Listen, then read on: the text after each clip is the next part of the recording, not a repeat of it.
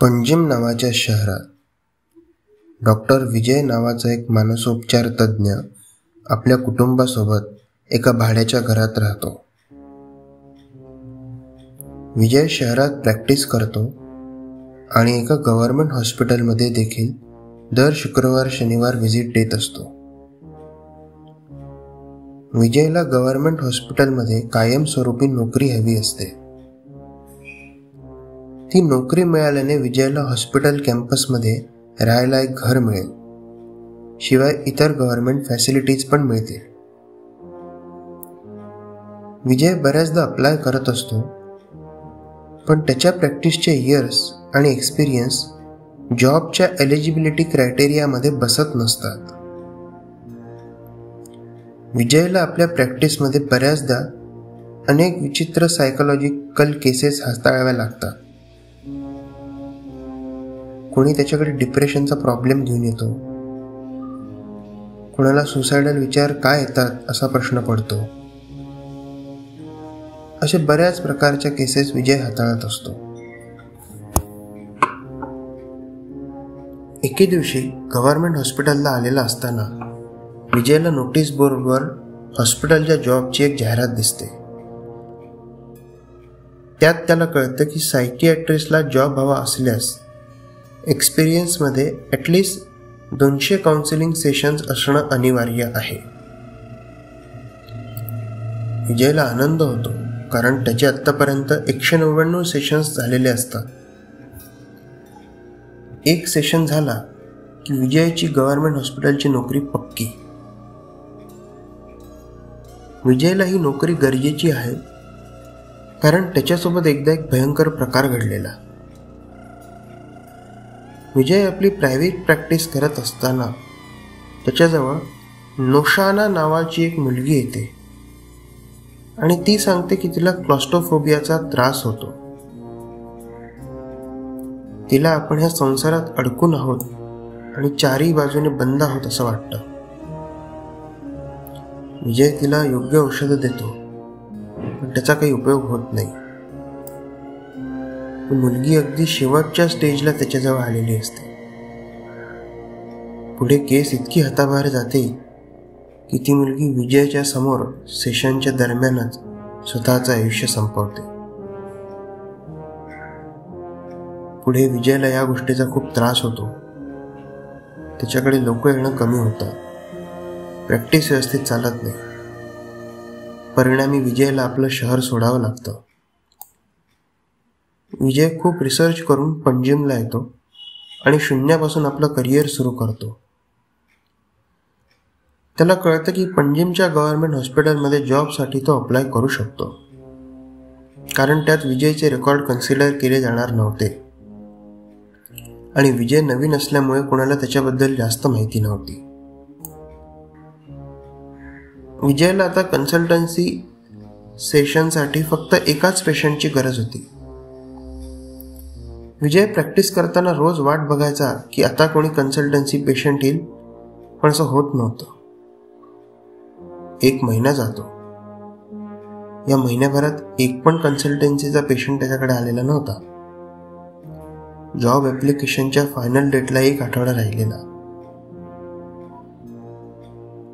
या सगळ्या गडबडीत नवीन घर, जॉब आणि प्रॅक्टिस यांच्या काळजीत असताना शेवटी एके दिवशी नयन नावाचा एक 40 वर्षांचा पेशंट कन्सल्टन्सीसाठी विजयकडे येतो.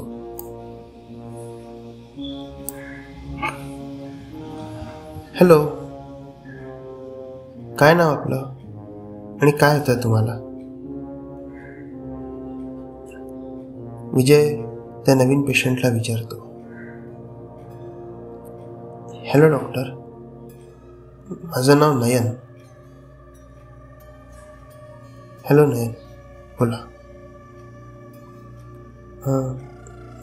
नयन काहीच बोलत नाही. विजय त्याला रिलॅक्स करतो आणि परत विचारतो. मला जे झालंय ते सांगायची भीती वाटत आहे, नयन म्हणतो. हे बघा नयन, भिवू नका. मला सांगा काय होतंय, आपण तोडगा काढू ना त्यावर.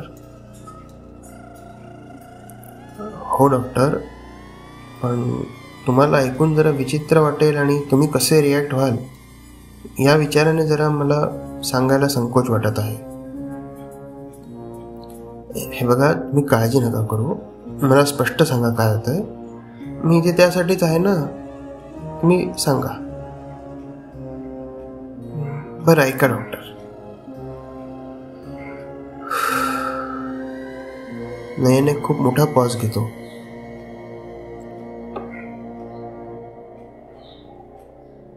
विजय त्याच्याकडे निरखून बघत असतो.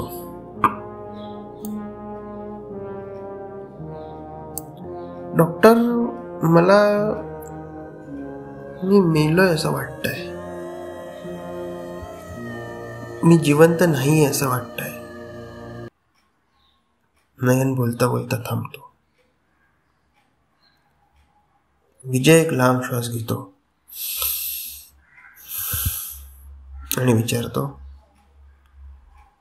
ओके, मला जरा सविस्तर सांगाल का? काय काय वाटतंय तुम्हाला, म्हणजे मी निदान सांगू शकेन.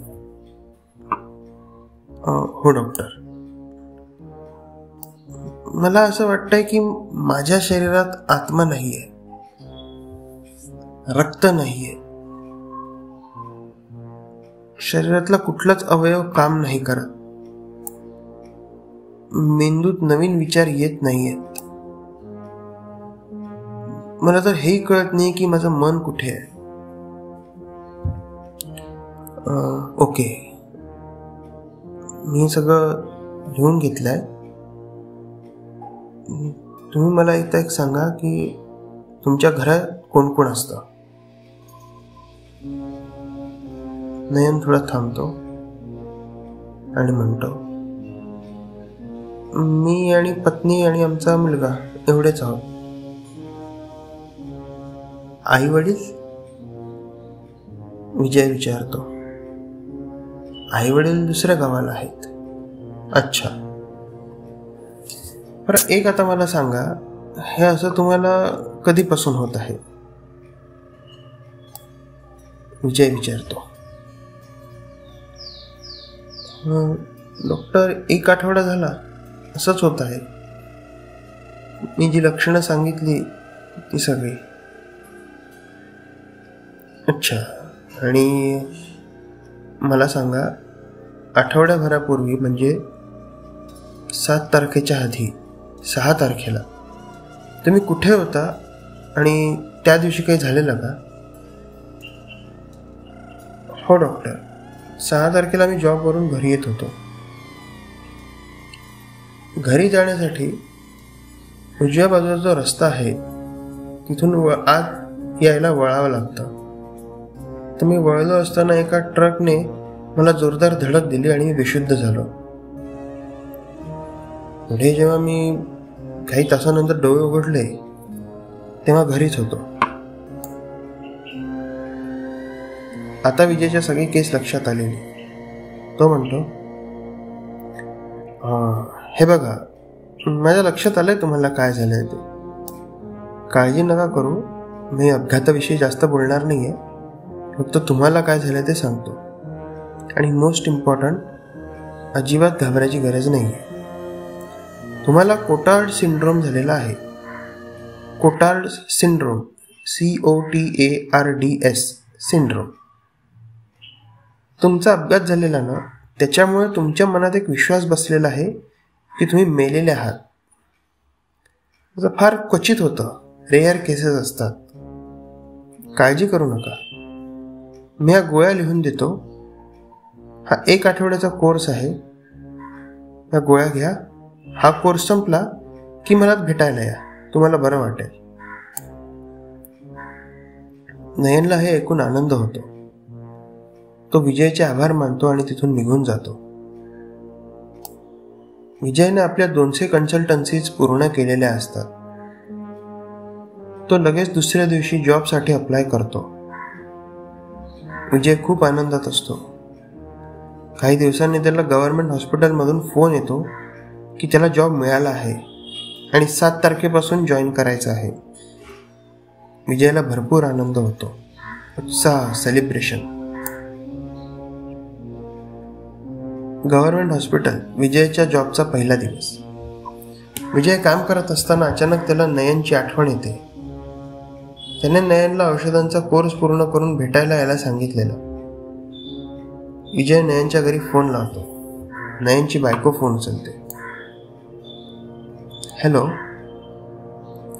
मी डॉक्टर विजय बोलतोय. मिस्टर नयन यांचा नंबर आहे का? हॅलो, हो हो, त्यांचाच नंबर आहे, बोला. नमस्कार, आपण कोण बोलताय? मी त्यांची पत्नी बोलत आहे. हां, नमस्कार. मिस्टर नयन माझ्याकडे 2 आठवड्यांपूर्वी आलेले. त्यांना एक मानसिक आघात बसलेला. मी त्याचं निदान त्यांना सांगून काही औषधं दिलेली आणि सांगितलेलं की आठवड्याभरानंतर परत भेटायला या, पण ते आले नाही. म्हणून मी त्यांची विचारपूस करण्यासाठी फोन केला. पलीकडून भयान शांतता. ते कधी आलेले तुमच्याकडे? नयनची बायको दडपलेल्या आवाजात विचारते.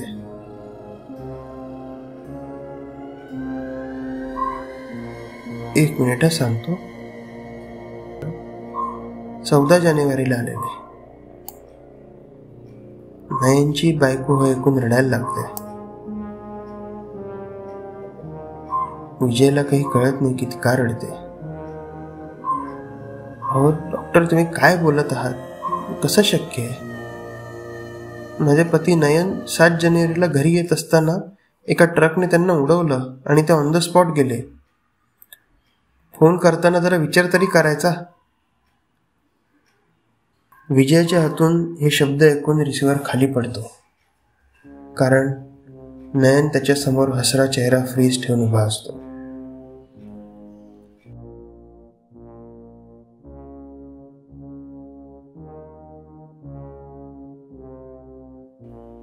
समाप्त.